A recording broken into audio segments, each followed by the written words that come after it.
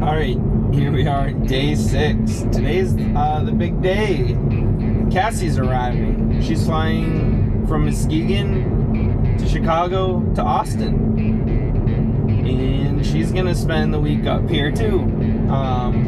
So proud of her, being able to get a vacation. This is her first time flying on a big plane. She did fly in that small little pond skipper when she had to go from Hancock to Muskegon when she visited me when I first moved up to Houghton. Today is going to be going to get the Verbo unlocked and then picking her up at the airport tonight.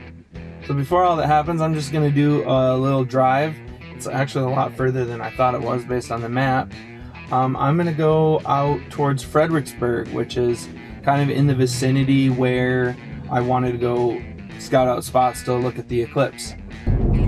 Unbeknownst to me, I didn't even realize this, but Fredericksburg is where Bill Nye and the Planetary Society and a whole bunch of YouTubers, Dodd from Everyday Astronaut, Mark Rober, are going to be doing an eclipse festival for 2 days, which starts tomorrow, I think. So we're not going to be involved in that. I think it was like $325 to do that.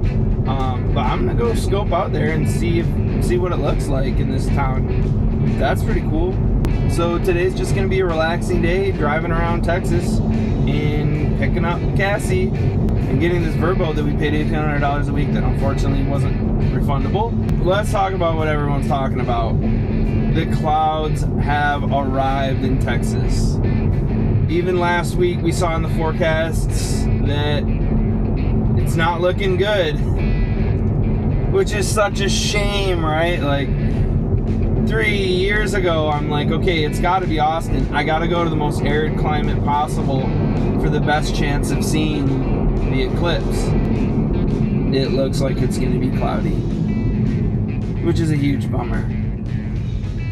Cassie and I have seen eclipses before, but my mom hasn't, and my mom spent a lot of money to come fly down to Texas to see one. So even though it's likely going to be a massive bummer, we're not going to be able to see totality, I can't be upset. This vacation has been absolutely awesome so far. So what does that mean? That just means gonna have to save up for a vacation to Spain in 2 years, where the next total solar eclipse is gonna be.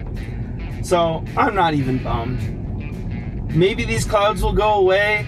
Maybe a big burst of wind will come through and clear all this out on Monday. Who knows?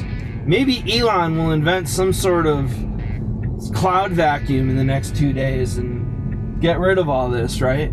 So who knows? Only time will tell. And have a good day of driving.